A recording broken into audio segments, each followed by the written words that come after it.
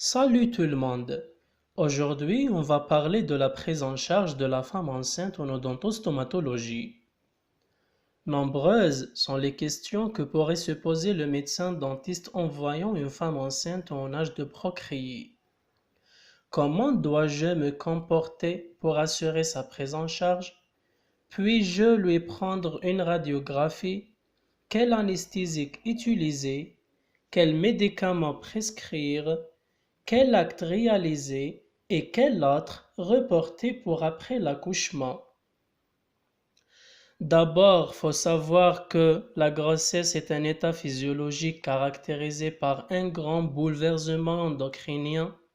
Ce jeu d'hormones assez complexe auquel s'ajoute une suractivation circulatoire entraîne des modifications vasculaires au niveau de la cavité buccale.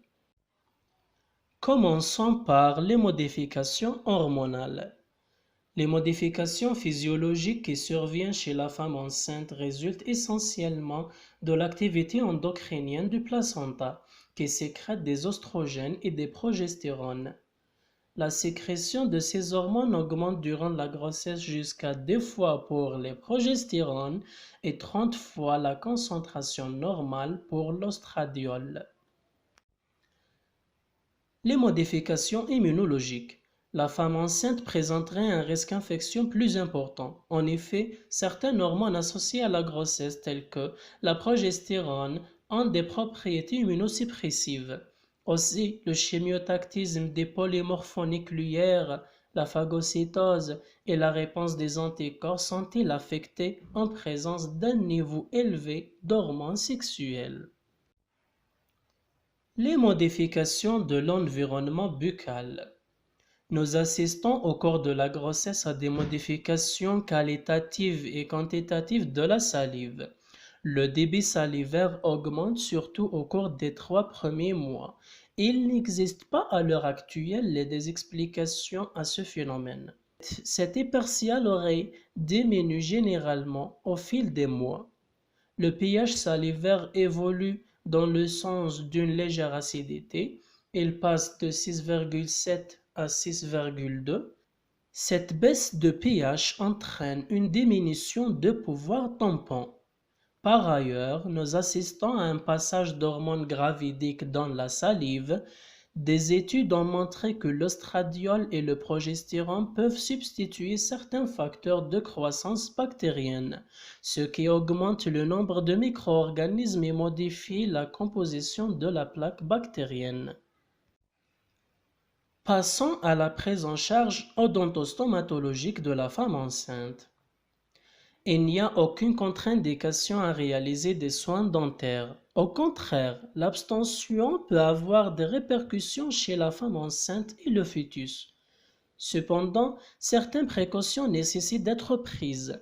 Elles concernent notamment le stress, l'usage des radiations ionisantes, les anesthésies, les matériaux d'obturation, les prescriptions médicamenteuses, la présence de pathologies concomitantes est le moment le plus approprié pour réaliser le soin. Le stress. Le stress et l'anxiété seront minimisés par l'établissement d'une bonne relation praticien-patiente. Le dialogue trouvera toute son importance pour mettre en confiance la future maman. Il visera à expliquer nos gestes et leur innocuité vis-à-vis du fœtus. Les radiations ionisantes. La prise en position de l'American College of Radiology est formelle. L'exposition de la femme enceinte aux radiations ionisantes en vue d'un diagnostic dentaire ne présente aucun risque pour le développement normal de l'embryon ou du fœtus. Toutefois, l'Association allemande de stomatologie et médecine dentaire recommande l'usage de films à impression rapide, l'utilisation de longues cônes, la protection de la femme enceinte par un tablier plombé et la réduction du nombre de clichés au strict minimum. Il est vrai que ces précautions réduisent les radiations de fœtus, mais la sagesse fait que l'examen radiographiques, en particulier durant le premier trimestre, ne seront effectuées qu'en cas d'indication impérative. Les anesthésies. Chez la femme enceinte, aucune technique analgésique utilisée au cabinet dentaire n'est contre-indiquée. Concernant les molécules, la toxicité des molécules anesthésiques est augmentée par une baisse de la protéidémie chez la femme enceinte. L'hyperémie locale entraîne une acidification du milieu qui favorise la forme cationique de la molécule au détriment de la forme de base. Or, c'est la forme de base qui peut se fixer sur le nerf, ce qui explique les insuffisances de l'analgésie chez la femme enceinte. Les analgésiques ont un poids moléculaire entre 257 et 327. Toutes les molécules dont le poids moléculaire est inférieur à 60 passent la barrière placentaire. Bien que la dose toxique 400 mg soit très supérieure aux doses thérapeutiques, il faut toujours choisir la molécule la moins toxique, la moins liposoluble et la plus liée aux protéines. La liposolubilité de la substance active conditionne la fixation à l'organisme de fœtus. La liaison aux protéines augmente le poids moléculaire et rend le passage de la barrière placentaire impossible. Pour ces raisons, la prélocaïne, la lidocaïne, c'est-à-dire xylocaïne, et la mépivacaïne sont à éviter. Il faut privilégier l'artécaïne, l'alphacaïne, ultracaïne, primacaïne, septaniste et bucaniste. Les matériaux d'obturation. Les matériaux destinés aux soins conservateurs, composites, vérionomères et oxyde de zincogénol peuvent être utilisés. Aucune publication n'a cité la possibilité de passage transplacentaire des composants de ces produits ou éventuels effets cytotoxiques. L'amalgame réputé pour l'effet toxique lié au mercure est à éviter.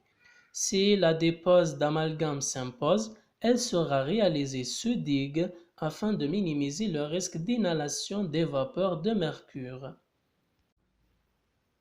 Passons à la prescription médicamenteuse. Le soin dentaire ou le traitement d'urgence prodigué peut être complété par une prescription médicamenteuse lorsqu'une infection est installée. La grossesse ne doit pas faire retarder le traitement des affections de la cavité buccale. Cependant, certains antibiotiques, certains anti-inflammatoires ou antalgiques sont à éviter soit pendant la durée de la gestation, soit seulement à certaines périodes de celle-ci. Les antibiotiques. L'antibiotique de choix pour le traitement de la majorité des infections d'origine dentaire est la pénicilline. Les céphalosporines de première génération et les rétromycines peuvent être prises. Leur innocuité semble être établie et ils n'ont pas d'action toxique ni d'effet tératogène. Les tétracyclines sont à proscrire car en plus des dyschromies dentaires qu'elles provoquent chez le nouveau-né, elles sont responsables de cataractes et d'anomalies congénitales des membres. Elles peuvent également entraîner une dégénérescence graisseuse des cellules hépatiques et une nécrose pancréatique chez la femme enceinte. Les anti-inflammatoires. Une infection s'accompagne toujours d'une inflammation. Pour lutter contre l'inflammation, le praticien fait appel aux anti-inflammatoires. Toutefois, ces molécules sont à éviter chez la femme enceinte, à savoir les anti-inflammatoires non stéroïdiens ou les anti-inflammatoires stéroïdiens. Les corticoïdes peuvent entraîner un retard de croissance fœtale, ainsi qu'une éventuelle action sur la maturation pulmonaire et sur certaines régions du cerveau. Elles ne sont administrées que lorsque le pronostic vital est mis en jeu. En cas de choc anaphylactique par exemple. Les anti-inflammatoires non stéroïdiens sont responsables d'une fermeture prématurée du canal artériel provoquant des détresses cardiaques chez le nouveau-né. Ils sont à proscrire au cours du deuxième et troisième trimestre de la grossesse.